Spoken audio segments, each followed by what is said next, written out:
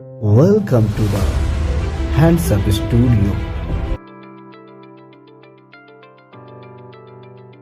नमस्कारम, welcome back to Hands Up Studio. आपने हाल ही में सुना होगा कि संसद के अंदर कैसे एक सिक्योरिटी ब्रिज होता है, जहां पर दो लोग उसमें घुस आते हैं और संसद की सुरक्षा में एक बड़ी चूक करते हैं। दरअसल वो एक अलग प्रकार की सिक्योरिटी की बात है। आज मैं जिस सिक्योरिटी की बात करने वाला हूं वो है नैतिक चिंता की, नैतिक सिक्योरिटी की, जहां पर हाल ही में टीएमसी यानी कि तृणमूल कांग्रेस की सांसद महुआ मोइत्रा पर एक बहुत ही गंभीर आरोप लगाया है बीजेपी के सांसद निशांत दुबे ने। उन्होंने कहा है कि एक दुबई बेस्ड बिजनेसमैन से इन्होंने पैसे लेकर उसके जो सवाल हैं वो संसद में के सामने रखे हैं। दरअसल उन्होंने अपना लॉगिन आईडी और पासवर्ड एक दुबई बेस्ड बिजनेसमैन को दिया। ये कितना गलत है। और उस दुबई बेस्ड बिजनेसमैन ने डायरेक्ट अपने सवाल संसद के सामने रखवाए। ये सवाल अडानी ग्रुप को लेकर टारगेट थे। इन्होंने अडानी ग्रुप को डायरेक्टली टारगेट किया। आइए जानते हैं कि कैसे ये गलत है या सही है। जानेंगे इस वीडियो में कि कैसे एक सांसद की सदस्यता रद्द होती है और किस प्रकार से नैतिक रूप से ये गलत है, इसकी प्रोसेस क्या है।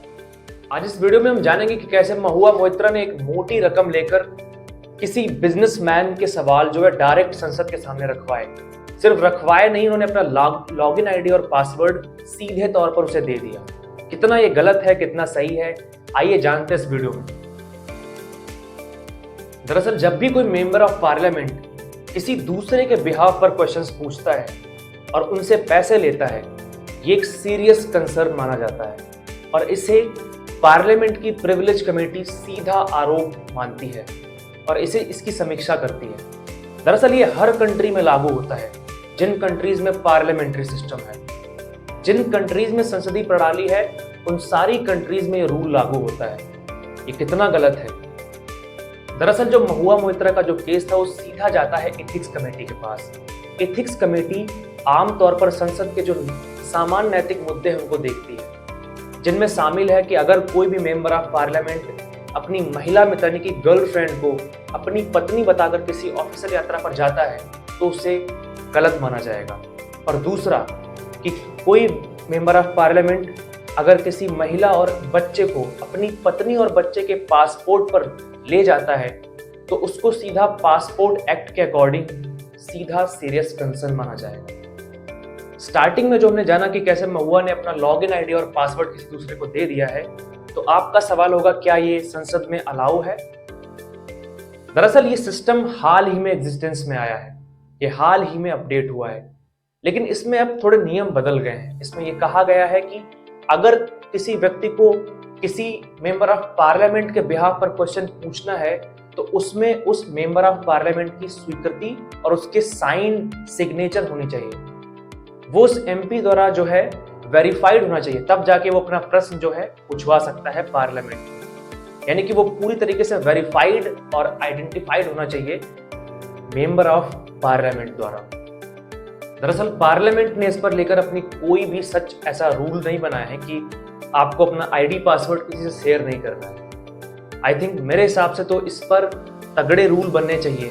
तगड़े रूल नहीं बनने चाहिए तो कम से कम इस पर एक सेफ गार्ड, इस पर जो है एक निगरानी तो रखनी चाहिए कि अगर कोई पर्सन अपना जो लॉगिन आईडी पासवर्ड है वो थर्ड पर्सन को दे रहा है, जैसे अडानी ग्रुप को लेकर सीधा टारगेट किया गया। संसद ने लॉगिन आईडी और पासवर्ड को किसी थर्ड पर्सन से को देने को लेकर कोई ऐसा रूल नहीं बनाया है, लेकिन मुझे ऐसा लगता है, और आपका क्या कहना है कि इस पर रूल बनने चाहिए।